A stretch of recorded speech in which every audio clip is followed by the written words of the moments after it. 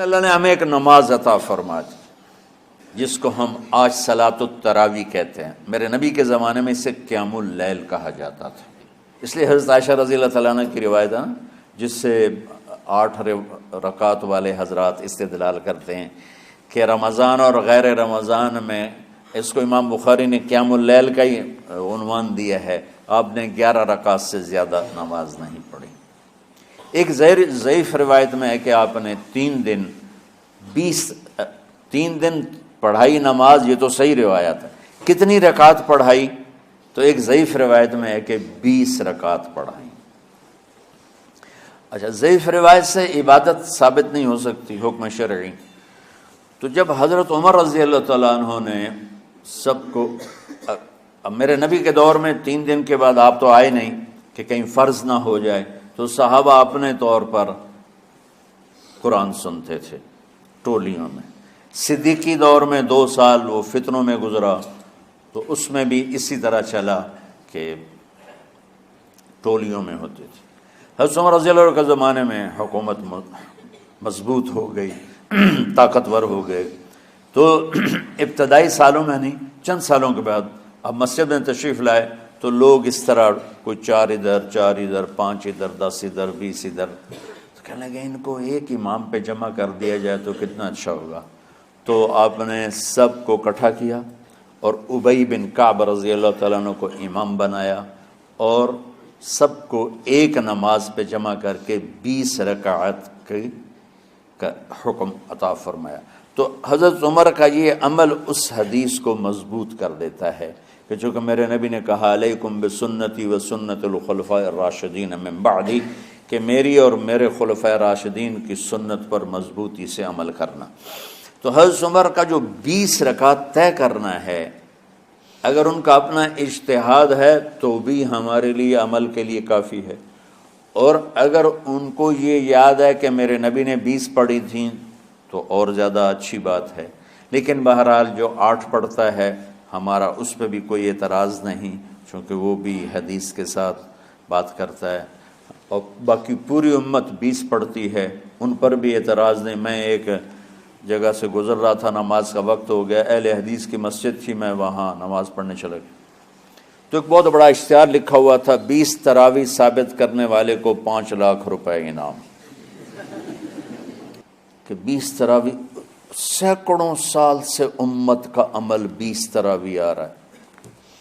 تراویح کا نام جو پڑھا مجھے یوں لگتا ہے کہ اہل مکہ، یعنی اہل مکہ جو تھے نا، وہ 4 تراویح پڑھ کے ایک طواف کرتے تھے، تو وہ آرام کے لیے ہوتا، ترویحہ آرام، تھوڑی دیر کا آرام، تو 4 تراویح کے بعد ایک طواف کرتے تھے۔ وہ چھوٹا سا طواف 10 منٹ میں ختم ہو جاتا تھا، اور پھر 4 تراویح پڑھتے تھے، پھر طواف کرتے تھے، پھر 4 پڑھتے تھے، پھر طواف کرتے تھے۔ یہ صحابہ کے تھوڑے بعد کے دور کی بات۔ تو مدینے والوں کو پتہ چلا کہ مکے والے تو یہ کرتے ہیں، وہ کہنے لگے اساں کی کریے؟ انہوں نے کہا اسی 40 تراویح پڑھیں گے، 40 رکعت، وہ 40 رکعت پڑھتے تھے۔ تو نوافل میں کوئی سختی نہیں کہ بھائی 8 سے زیادہ نہیں پڑھنی، بدعت ہو جائے گی، اور 20 پڑھنا بدعت ہے، یہ سب جہالت کی بات ہے۔ اور یہ 8 پڑھ رہے ہیں یہ غلط ہے، یہ بھی حماقت کی بات ہے۔ جو صحیح حدیث سے دلیل پکڑ کے کوئی عمل کرتا ہو تو بھائیو اس سے بحث نہ کیا کرو، مناظرہ نہ کیا کرو، یہ بہت نادانی والی بات۔ اور امت کا خلق، لاکھوں کروڑوں انسانوں کا ایک عمل پہ جمع ہونا، یہ بذات خود اس کی طاقت کی ایک دلیل۔ اور حرمین جب سے میرے رب نے، حضرت عمر نے 20 رکعت شروع کی، آج تک وہاں بھی ساری مساجد میں 8 رکعت تراویح ہوتی ہے، لیکن حرمین کی مسجد میں 20 رکعت، ادھر بھی ادھر بھی۔ اور یہ جو وہ وہاں ختم قرآن پہ دعا نہیں مانگی جاتی، یہ کس کا عمل ہے؟ حضرت عثمان کا۔ حضرت عثمان نے اپنے دور خلافت میں تراویح پڑھانے والے سے کہا جب قرآن ختم کرو تو دعا کرنا۔ وہ کہنے لگے جی کیا دعا کروں؟ کہ جو تیرے دل میں آیا کرنا۔ تو ختم قرآن کی رات تراویح کی آخری رکعت میں من الجنت والناس کے بعد دعا کے لیے ہاتھ اٹھانا، یہ حضرت عثمان رضی اللہ تعالیٰ عنہ نے اس کو زندہ فرمایا۔ اور امام دعا کرتا تھا 1 منٹ 10 منٹ 20 منٹ جتنے بھی، اور پیچھے لوگ آمین کہتے تھے۔ وطر کی جماعت نہیں ہوتی تھی، وطر کو باجماعت حضرت علی رضی اللہ تعالیٰ عنہ نے شروع کی کہ وطر کو بھی باجماعت پڑھا جائے، تو یہ ان کی سنت ہے کہ وطر کو باجماعت پڑھا گیا۔ تو اب یہ لہٰذا یہ سارے سنت جو کام ان خلفۂ راشدین سے ہوا وہ بھی سنت ہے۔ تو اللہ نے ہمیں ایک عبادت دے دی کہ میرا قرآن پڑھو اور سنو۔ پہلی امتوں کو تراویح کیوں نہیں تھی یا قیام اللیل کیوں نہیں تھا؟ کہ ان کو اپنی کتاب یاد ہی نہیں ہوتی تھی، وہ اپنی کتاب کے حافظ نہیں ہوتے تھے، وہ اپنی کتاب یاد ہی نہیں کر سکتے تھے، صرف نبی کو یاد ہوتی تھی۔ اللہ نے ہمارے لیے کتنا آسان کر دیا کہ 7 سال کے یہ چھوٹے چھوٹے بچے قرآن یاد کر رہے ہیں، 70 سال کا بوڑھا قرآن یاد کر رہا ہے۔ یہیں یہ مولوی یوسف صاحب کا ساتھی تھا، یا پتہ نہیں ان سے پہلے تھا، سلمان، مولوی سلمان، آج کل امریکہ میں ہوتے ہیں، ہماری ایک شاخ چلا رہے ہیں ماشاءاللہ۔ وہ شروع میں یہاں تھے، تو یہاں تراویح پڑھانے کے لیے ہمارے پاس حافظ کوئی نہیں تھا، وہ حافظ نہیں تھے، وہ صبح بیٹھ کے شام تک 1 سپارہ یاد کرتے اور رات عشاء کی نماز میں سنا دیتے۔ 30 دن میں قرآن یاد کر کے سنا دی۔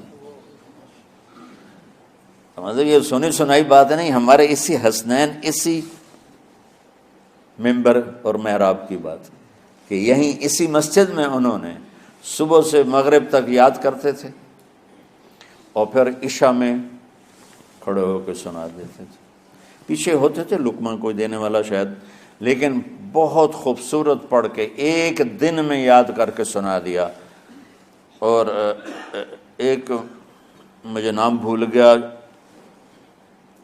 کہ 3 دن میں قرآن یاد کیا، 10 سپارے 1 دن میں یاد کیے، 10 دوسرے دن میں یاد کیے، 10 تیسرے دن میں یاد کیے۔ وَلَقَدْ يَسَّرْنَا الْقُرْآنَ لِلذِّكْرِ فَهَلْ مِن مُدَّكِرٍ۔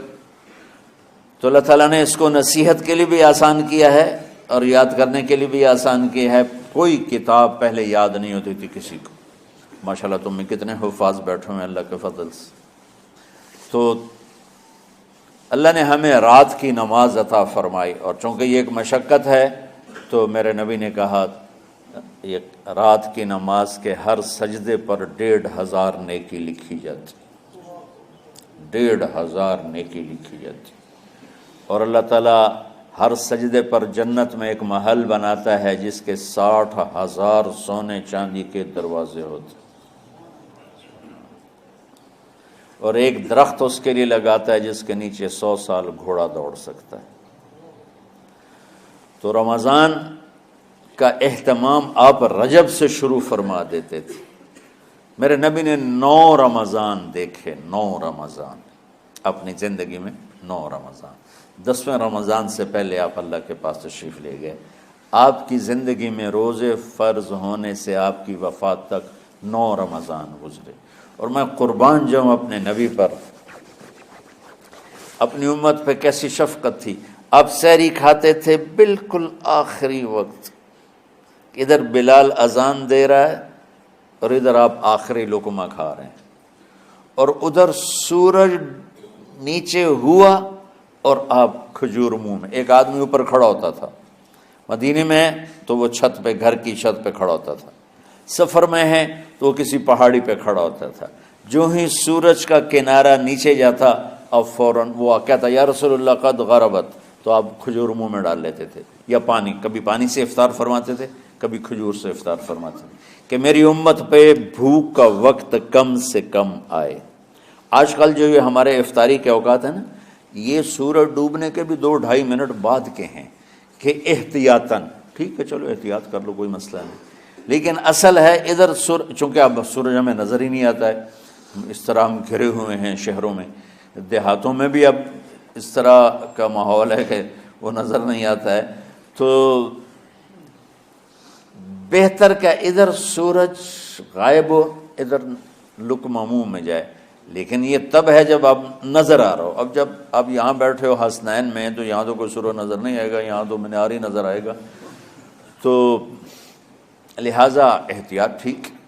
ہمارے اہل حدیث بھائی وہ 2 منٹ پہلے ہم سے افطار کرتے ہیں، تو بڑی اچھی بات ہے کہ سورج کے غروب ہونے کا جو اصل وقت ہے اس کے ساتھ ہی افطار کرنا۔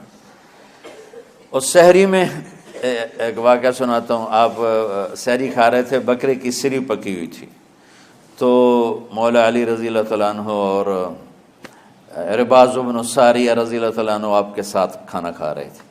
تو حضرت بلال ہے، یا رسول اللہ وقت ختم ہو گیا ہے، میں اذان دینے جا رہا ہوں، آپ برائے مہربانی کھانا پینا بند کریں۔ اور یہ کہہ کر چلے گئے۔ ایک انصاری عورت تھی، اس کے گھر کی چھت پہ چڑھ کے اذان دیتے تھے۔ چڑھنے لگے تو پھر واپس آئے کہ دیکھوں اللہ کے نبی نے کھانا چھوڑ دیا یا نہیں۔ آگے دیکھا تو وہ کھا رہے تھے۔ انہوں نے کہا یا رسول اللہ واللہ لقد اصبحت، یا رسول اللہ اللہ کی قسم سحری کا وقت ختم ہو گیا، صبح ہو گئی۔ تو آپ نے ہاتھ پیچھے کر لیا، کہہ رہے تیرا بھلا ہو بلال، ابھی وقت باقی تھا، تیرے قسم کھانے پر اللہ نے اس کو پہلے نکال دیا کہ تیری قسم کہیں جھوٹی نہ پڑ جائے۔ تو حضرت علی نے فرمایا کہ اگر بلال قسم نہ کھاتے تو جب تک میرے نبی کھاتے رہتے صبح صادق نہیں ہونی تھی۔